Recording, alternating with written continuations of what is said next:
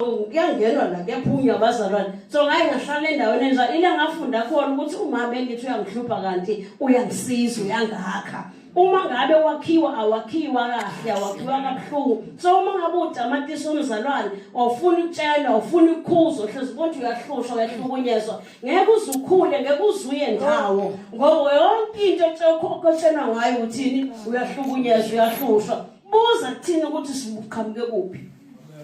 wena mhlawumbe ngabe wagoduka ekuseni vele wayeka ukhona awuke kufane nathi sina ufuna ukuthi ungene lapha esontweni uthi ahlale eduze komzalwane umzalwane abambe ingubo yakhe abeke isikhwama la ezesho ukuthi awusondele eduze kwakhe ngoba unamadimoni wena uzohamba ekuseni wena kodwa uyolala ngobani kuthiwa unamadimoni ipuphu uyaphumela eminyango uthi uyambingelela umzalwane njengoba esongela izandla kanje uzosonga kanje ngoba angeke abingelele angasuka abambe lo seduze kwakhe ngoba angeke aqhawulane nomuntu onamadimoni so kusho ukuthi mangabe umzalwane kufanele ube nesibindi so indlela engikhulise ngayo ngizalwa indlela eqhubeke yangakhula ngisho nasekholweni ngahamba ngayo so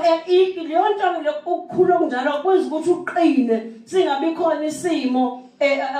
esithi masibhekile kanje nawe bese ushonisa amehlo phakathi esithi masibheka nawe wovula amehlo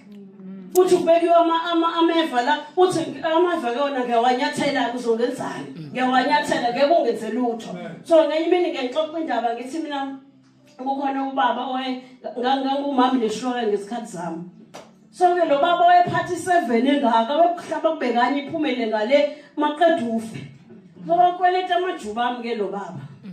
okweleta akasakhokhi manje ngingala komfula ubaba uyamazi uthabethe wethu malume kubaba ngingale komfula ungana komfula ngithi thabethe ngifuna imali yami wena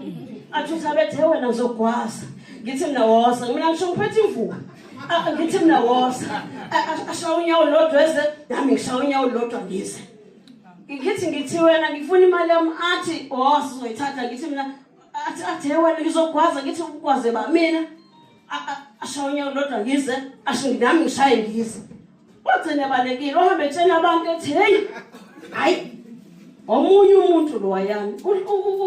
unesibindi kabi ngoba ecabanga ukuthi uma ngabe ngisa